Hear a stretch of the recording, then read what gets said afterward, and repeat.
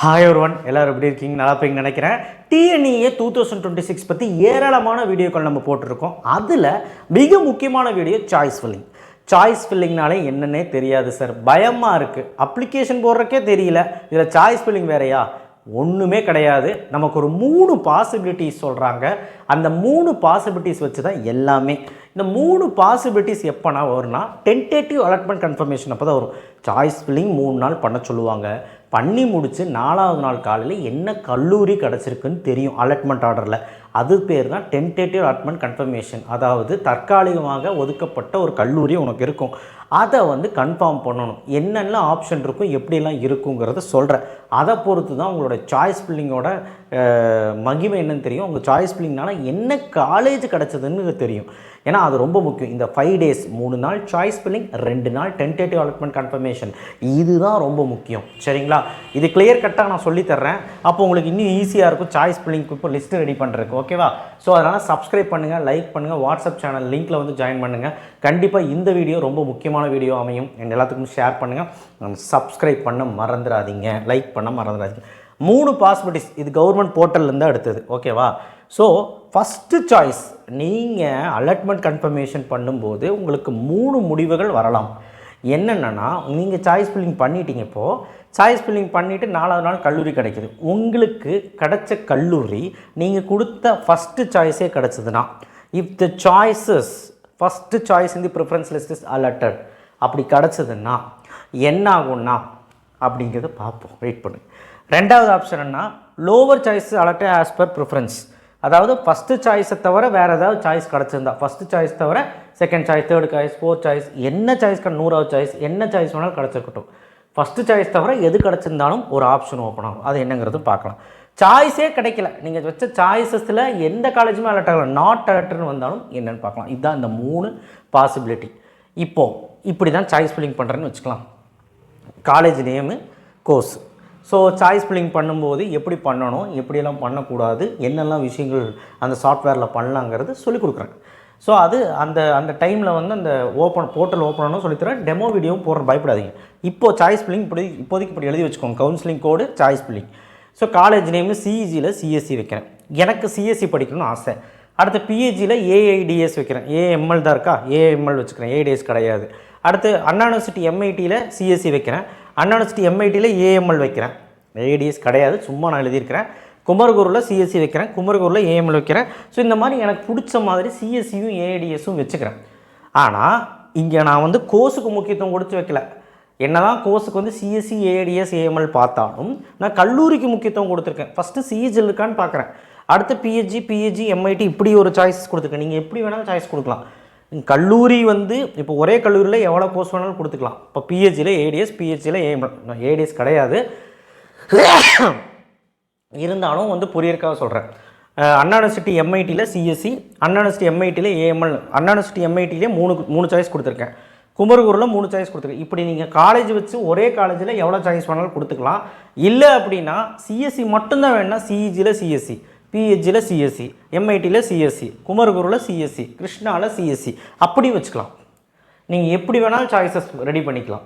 ஆனால் நான் சொல்லக்கூடியது என்ன, எப்போவுமே காலேஜுக்கு ப்ரிஃபரன்ஸ் கொடுத்து வைங்கன்னு சொல்கிறேன். சரிங்களா? 3 விஷயத்துமா உங்களுக்கு பிரித்து சொல்லித்தர்றேன். சாய்ஸஸ் எப்படி வைக்கணும்னா, ஃபஸ்ட்டு உங்கள் cut off previous year cut off 2024 பாரு, 25ஓடது பார்க்காத டிஎன்இ வெப்சைட்டில். அதில் பார்த்துட்டு உங்கள் கட் ஆஃப் எவ்வளோன்னு பாரு. ஒரு 175ன்னு வச்சுக்கோயேன். 175க்கு எவ்வளோ எது கிடச்சிருக்குன்னு பாரு. 170, 75க்கெல்லாம் என்னெல்லாம் காலேஜ் கிடச்சிருக்கு, அதுக்குள்ளே இருக்க எல்லா காலேஜும் எடுத்து வா. அடுத்தது 165க்கு உங்கள் கட் ஆஃப் க்ளோஸராக என்ன கிடச்சிருக்குன்னு பா, அதெல்லாம் எழுதி வை. அடுத்து 160க்கு எவ்வளோ கிடச்சிருக்கு, என்னெல்லாம் இருக்குது, என்னெல்லாம் கிடச்சிருக்குன்னு சொல்லி எழுதி வை. இதுதான் உனக்கு கிடைக்கிறதுக்கான பாசிபிலிட்டி அதிகம். இப்படி தான் சாய்ஸஸ் ரெடி பண்ணணும். ஸோ ஃபஸ்ட்டு கிடைக்காதுங்கிற ஒரு விஷயத்தை நம்ம எழுதணும். அடுத்து உங்கள் கட் ஆஃப் கிட்ட வரது எழுதணும். அடுத்து உங்கள் கட் ஆஃப் கீழேயும் போன வருஷம் கிடச்சிருக்கும், அதுவும் எழுதணும். இந்த மாதிரி தான் நீங்கள் சாய்ஸ் ரெடி பண்ணி வைக்கணும். அந்தந்த கல்லூரி எழுதி வச்சுக்கோங்க. அதில் என்ன கோர்ஸ் கிடச்சிருக்குன்னு பார்த்து வைங்க. கோர்ஸஸும் எழுதி வைங்க. ஓகேவா?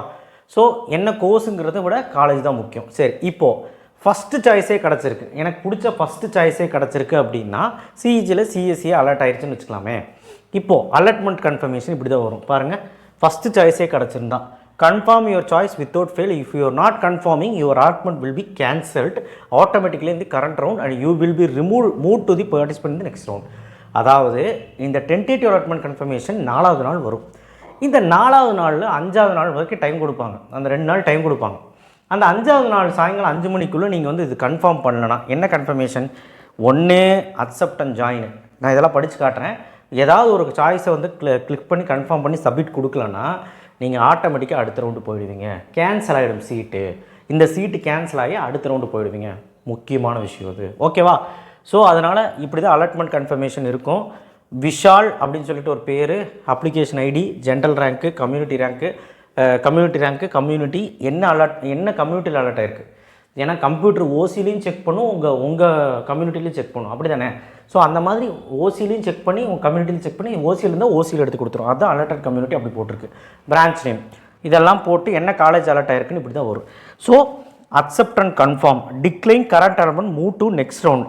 அடுத்து decline current allotment and quit from counselling. இந்த 3 ஆப்ஷன் இங்கே காட்டுது. அப்போ என்னென்ன ஆப்ஷன்? I accept and confirm the current allotment. நீ ஸ்ட்ரெயிட்டாக போய் ஜாயின் பண்ணிக்கிறேன்னு அர்த்தம். சிஇஜியில் சிஎஸ்சியில் நான் கன்ஃபார்ம் பண்ணி எடுத்துக்கிறேன், ஸ்ட்ரெயிட்டாக போய் ஜாயின் பண்ணணும். காலேஜுக்கு போகணும், காலேஜுக்கு போய் ஃபீஸ் கட்டி சேர்ந்துட வேண்டியதான், அவ்வளோதான். அடுத்தது ஐ டிக்ளைன் கரண்ட் அலாட்மெண்ட், எனக்கு சிஇஜி வேண்டாம், and move to the next round and participate as per the vacancy position of the round. அதாவது நான் இந்த ஒதுக்கீடு வேண்டாம், நான் வந்து அடுத்த ரவுண்டு போய் ஏதாவது பார்த்துக்கிறேன் அப்படிங்கிற ஆப்ஷன் இருக்குது. And decline current allotment, quit from counselling. இந்த அலாட்மெண்ட் வேண்டாம், நான் கவுன்சிலிங் விட்டு குவிட் பண்ணிக்கிறேன் அப்படிங்கிற ஆப்ஷன் இருக்குது.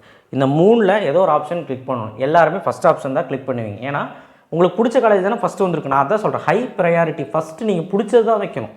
அப்போ தான் மேலேருந்து தான் கம்ப்யூட்டர் செக் பண்ணிட்டு வரும். அப்போ தான் உங்களுக்கு வந்து ஃபஸ்ட்டு ப்ரையாரிட்டி, உங்களுக்கு ப்ரையாராக இருக்க காலேஜ் கிடைக்கும், மேலே வச்சுருக்க காலேஜ் கிடைக்கும். அதனால் அக்செப்ட் அண்ட் ஜாயின் கொடுக்குறத கரெக்டான விஷயம் இது. அக்செப்ட் அண்ட் ஜாயின் கொடுத்து முடிச்சிடலாம். முடிச்சு சப்மிட் கொடுத்தீங்கன்னா முடிஞ்சு.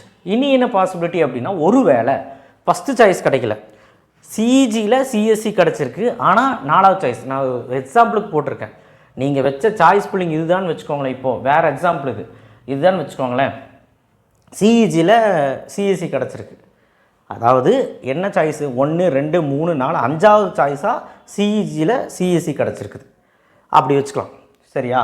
அப்படி வச்சுருந்தா, அதாவது முதல் சாய்ஸ் வச்சு கிடச்சிருந்தா அந்த அலாட்மெண்ட் கன்ஃபர்மேஷன் அப்படி வந்துச்சு. இப்போ எனக்கு 5வது சாய்ஸ் கிடச்சிருக்கு. முதல் சாய்ஸை தவிர, if the allotted choice is anything other then first choice, first சாய்ஸை தவிர வேறு எந்த சாய்ஸஸ் வந்தாலும் கன்ஃபர்மேஷன் இப்படி வரும். இந்த 5 ஆப்ஷன் வரும். அதுதான் எங்கள் மீனிங்க்கு நான் எக்ஸாம்பிள் காட்டினேன். இப்போ சிஇஜி கேம்பஸில் கம்ப்யூட்டர் சயின்ஸ் கிடச்சிருக்கு. So I accept and current the allotment, I accept the current allotment opted for upward movement. நான் அக்செப்ட் பண்ணிக்கிற சிஇஜி கேம்பஸு, இதுக்கு மேலே ஏதாவது நல்ல காலேஜ் இருந்தால் கொடுங்கப்பா அப்படின்னு அர்த்தம். அப்போது சிஇஜி கேம்பஸை அக்செப்ட் பண்ணிக்கிறேன், நான் அப்வர்டு கொடுக்குறேன் அப்படிங்கிறத 2வது ஆப்ஷன். அப்வர்டு கொடுக்குறேன்னா அக்செப்ட் பண்ணிட்டீங்கன்னா காலேஜ் கன்ஃபார்ம், இது கன்ஃபார்ம் ஆயிடுச்சு. இருந்தாலும் மேலே கம்ப்யூட்டர் செக் பண்ணிட்டு வரும். அது அடுத்த 5 நாளுக்குள்ளே தெரியும். அடுத்த 5 நாள் கழிஞ்சு 13வது நாள் தெரியும் அப்வர்ட் ரிசல்ட்டு. அப்போது மேலேயே கிடச்சிருக்கா இல்லை நம்ம அக்செப்ட் பண்ணிக்கிறதே கிடச்சிருக்கான்னு பார்க்கும். அப்போ அக்செப்ட் பண்ணிக்கிறதே கிடச்சதுன்னா அதுதான் நீங்கள் எடுத்தாலும் 13வது நாள் தெரியும். ஒருவேளை அக்செப்ட் பண்ணது கிடைக்காம மேலே ஏதாவது கிடச்சிருச்சுன்னு வைங்களேன், அதுதான் ஃபைனல், மாற்ற முடியாது. புரிஞ்சுதான்? ஸோ இதுதான் வந்து மேட்ரு. ஸோ உங்களுக்கு ஆப்ஷன் இப்படி தான் இருக்கும். So accept the current allotment opted for upward movement off பண்ணிக்கிறேன்.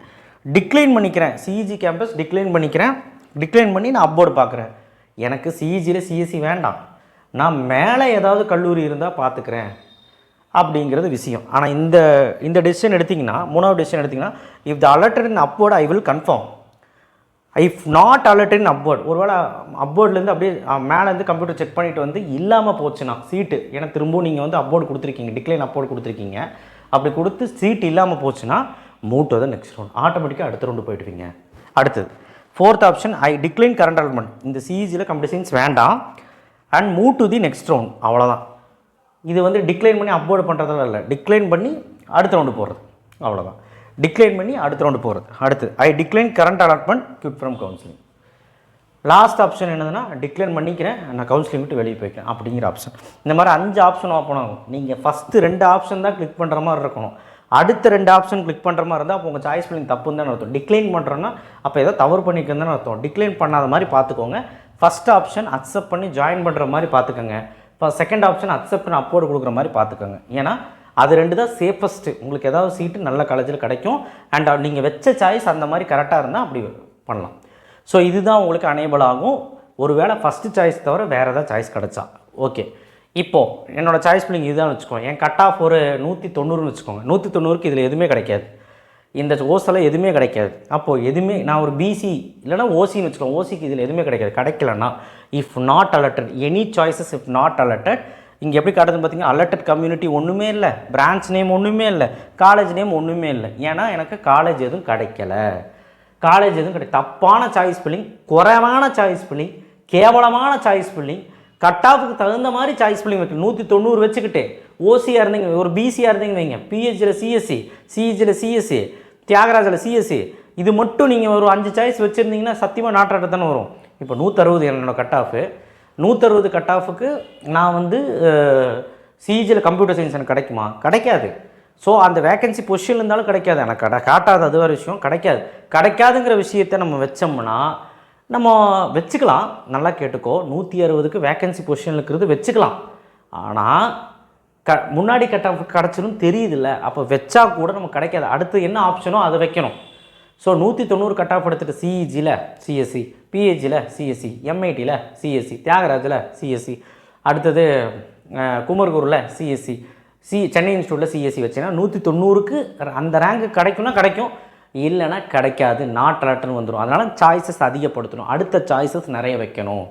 ஸோ புரிஞ்சுதான் உங்களுக்கு. ஸோ நாட் அலர்ட்னு வந்ததுன்னா இஃப் அலர்ட்னு upward movement I will confirm, if not அலர்ட்னு upward movement I will move to the next round. இந்த ஆப்ஷன் ஒன்று தான் click பண்ண முடியும். அப்போர்டு மூமெண்ட்டில் நீங்கள் இந்த ஆப்ஷன் கிளிக் பண்ணிங்கன்னா அப்போர்டு மூமெண்ட்லேருந்து அப்படியே செக் பண்ணிட்டு வரும் கம்ப்யூட்டர். நீங்கள் கொடுத்த சாய்ஸ் ஃபில்லிங்கில் செக் பண்ணிவிட்டு வரும். செக் பண்ணிவிட்டு வந்து எதுவும் கிடைக்கலனா நீங்கள் அடுத்த ரவுண்டு போயிடும். கிடச்சதுன்னா அது 13வது நாள் எடுத்துக்கணும். அவ்வளோதான். 13வது நாள் ரிசல்ட் வரும் எடுத்துக்கணும். அடுத்து ஐ will move to the next round. அவ்வளோதான். ரெண்டாவது ஆப்ஷன் அப்போர்டெலாம் வேண்டாப்பா நான் அடுத்த ரவுண்டு போய்க்கிறேன் அப்படிங்கிற ஆப்ஷன் இருக்குது. அந்த ஆப்ஷன் வேணால் கிளிக் பண்ணிக்கலாம். அடுத்த 3 ஆப்ஷன் கிளிக் பண்ணுற ஆப்ஷன். இந்த 3 ஆப்ஷனில் ஏதோ ஒரு ஆப்ஷன் கிளிக் பண்ணி சப்மிட் கொடுக்கணும். இதுதான் உங்களுடைய அலாட்மெண்ட் கன்ஃபர்மேஷன். இன்னும் உங்களுக்கு புரியலன்னா சாய்ஸ் ஃபில்லிங் ஆரம்பித்தா தான் புரிய வைக்க முடியும். சத்தியமாக சொல்கிறேன், புரிதல் கொஞ்சம் ஸ்லோவாக தான் இருக்கும். ஏன்னா ஆன்லைன் ப்ராசஸ் அப்படி தான் இருக்கும். கொஞ்சம் தயவு செய்து கொஞ்சம் பொறுமையாக வெயிட் பண்ணிங்கன்னா தான் எல்லாமே தெரியும். ஸோ தயவு செய்து புரிஞ்சுக்கோங்க, எப்படி பண்ணணும் எப்படி பண்ணக்கூடாதுன்னு இப்போவே கொஞ்சம் அனலைஸ் பண்ணி வைங்க. ஸோ இப்போவும் சொல்கிறேன், சாய்ஸ் ஃபில்லிங் கேவலமாக பண்ணாலோ கம்மியாக பண்ணாலோ இல்லை நம்ம கட் ஆஃப்க்கு ஏற்ற மாதிரி பண்ணலைனாலும் நாட் அலர்ட் தான் வரும். நாட் அலர்ட் வந்தால் அடுத்த ரவுண்டு போயிடுவேன். 3வது ரவுண்டில் நீ இருந்தீங்கன்னா அடுத்த ரவுண்டே கிடையாது. அப்போ என்ன பண்ணுவேன்? சப்ளிமெண்ட்ரி கவுன்சிலிங் தான் போகணும். அது என்ன சார்? அதை பற்றி அப்புறம் பேசுகிறேன். 3 ரவுண்ட்லேயும் உனக்கு கிடைக்கலன்னா எதுலையுமே பண்ண முடியாது, சீட்டே கிடைக்காது. அப்போது 3வது ரவுண்டுக்காரன் ரொம்ப கான்சியஸாக இருக்கணும். 2வது ரவுண்டில் தப்பு பண்ணால் 3வது ரவுண்டு போய்க்கலாம். மொதல் ரவுண்டு தப்பு பண்ணால் 2வது ரவுண்டு போய்க்கலாம். நீ எதுக்கு தப்பு பண்ணுற? ஃபஸ்ட்டு உன் ரவுண்ட்லேயே சீட் எடுக்கிற வழியை பாரு. நல்ல கட் ஆஃப் எடுத்து வச்சுருப்பேன், ஆனால் மோசமான கல்லூரியில் படிப்பேன், இல்லைனா உனக்கு சீட்டு கிடைக்காம அடுத்த ரவுண்டு போயிடுவேன். ஸோ தயவு செய்து சாய்ஸஸில் காம்ப்ரமைஸ் பண்ணி நல்லபடியாக சாய்ஸஸ் பண்ணுங்கள். சும்மா அடம் பிடிச்சி நான் ஒரு 5 சாய்ஸ் தான் வைப்பேன், நான் வந்து எனக்கு பிடிச்ச அந்த ஒரு காலேஜ் தான் வைப்பேன், நான் பிடிச்ச கோர்ஸு அதுதான் வைப்பேன் அப்படிலாம் இல்லாமல் கொஞ்சம் வெரைட்டி ஆஃப் ஆப்ஷன்ஸ் வந்து கொண்டு வாங்க. இதுதான் நான் சொல்ல முடியும். அண்ட் நன்றி, வணக்கம். கண்டிப்பாக யாரும் பயப்படாதீங்க. சாய்ஸ் ஃபில்லிங்கில் என்னோடய உதவி உங்களுக்கு இருக்கும். அண்ட் என்னோடய காண்டாக்ட் நீங்கள் பண்ணிக்கோங்க. அண்ட் காண்டாக்ட் பண்ணி எடுக்கலனாலும் தயவு செய்து மன்னிச்சிருங்க. பிளென்ட்டி ஆஃப் காண்டாக்ட் வருது, இருந்தாலும் நான் வந்து முடிஞ்ச அளவுக்கு ரெஸ்பான்ஸ் பண்ண ட்ரை பண்ண சொல்கிறேன் ஸ்டாஃப் கிட்ட. அண்ட் மெசேஜ் பண்ணுறீங்க, என்னால் பார்க்கவும் டைம் இல்லை, முடிஞ்ச அளவுக்கு நான் ரெஸ்பான்ஸ் பண்ண ட்ரை பண்ணுறேன். அண்ட் மோர் ஓவர் நன்றி, வணக்கம். நெக்ஸ்ட் வீடியோவில் சந்திப்போம். இது புரிஞ்சுதா புரியலன்னா தெரியல, ஆனால் இதுதான் விஷயம். டென்டேட்டிவ் அலாட்மெண்ட் கன்ஃபர்மேஷன் பண்ணோம், 1008 விஷயம் இருக்குது, அதில் இதுதான் ஒரு விஷயம். ஸோ கன்ஃபார்மாக இந்த வீடியோ கொஞ்சம் ஸ்லோ பண்ணி பாருங்கள், உங்களுக்கு புரிய வாய்ப்பு இருக்குது. சாய்ஸ் ஃபில்லிங்னு சொல்லிட்டு ஆல்ரெடி ஒரு வீடியோ போட்டிருக்கேன், அதையும் பாருங்கள். அதை டிஸ்கிரிப்ஷன் பாக்ஸில் வைக்கிறேன். சாய்ஸ் ஃபில்லிங்கோட பேசிக்ஸ். ஓகேவா? தேங்க்யூ. ஷேர் பண்ணுங்கள், சப்ஸ்கிரைப் பண்ணுங்கள். இப்போ வரைக்கும் சாய்ஸ் ஃபில்லிங்கு எழுதி வைங்க சாய்ஸஸை. அதுதான் உங்களோட வேலையை. நீங்கள் சும்மா ஏதோ வேலைக்கு போகிறேன் இல்லை ஏதோ படிக்க போகிறேன் அப்படின்னு சொல்லிட்டு சாய்ஸ் ஃபில்லிங்கில் போட்ட விட்றாதீங்க. சரியா? நன்றி, வணக்கம்.